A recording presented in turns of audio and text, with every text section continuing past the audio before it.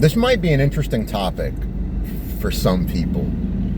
So first I'm going to start this video by kind of telling two stories. Number one, I remember a specific instance. I think it was my senior year of high school before I broke my leg, or it was junior year. Regardless, it was at a point where like other teams in the league kind of knew about me, and like I was known throughout the league as being like a really good goalkeeper. And I remember a specific instance where my team, or me and a couple people from my team went to watch a game, and there were some kids on the bleachers. Like I remember walking up the bleachers looking for a seat, and there were some kids from another team that were like whispering and like, oh, that's the goalkeeper from such and such a school. And the point of me saying that is that I kind of got used, for different reasons, I kind of got used to people staring, I guess. And it's kind of like, yeah, okay, just kind of keep your eyes forward, and yeah, it's just what it is. And it's like, it kind of becomes no big deal and something that you get used to. Now, next story.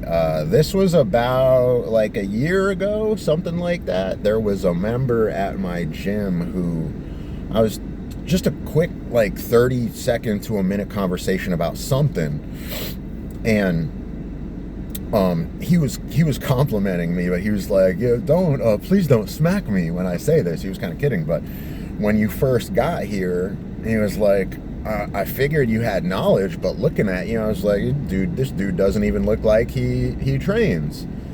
And this was after I had been at the gym for like 9 months and put on a bunch of muscle and all that. And and the whole point of him saying that was like, you've done good work, like with yourself, and like you're making progress and all that stuff. And now, again, here we are a year later from that. And, everything's progressed a little bit further, I guess. My physique has continued to progress along with the rest of my life. And it's been interesting to see how people react. And this is I just walked out of a store, and there was a young kid getting into the car that was parked next to me, and I saw him kind of do a double take on me, like looking at me, and it was like, it's not always in a sexual way. Honestly, like, it happens with males, females of all ages, like including children. And it's just, like I said, it's not always like, doesn't always appear to be,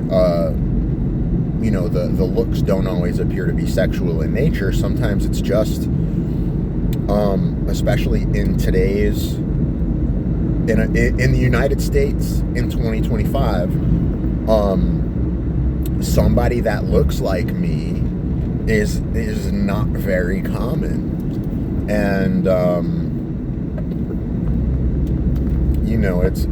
it happens a lot more being out like in the real world, not in a gym setting, or like being at Walmart or at the mall or whatever, coming out of a regular convenience store or whatever, because like 99% of people just don't look the way I look, and it's just kind of interesting. And I guess because of the fact that I, again, for different reasons at the time, but I kind of got used to people like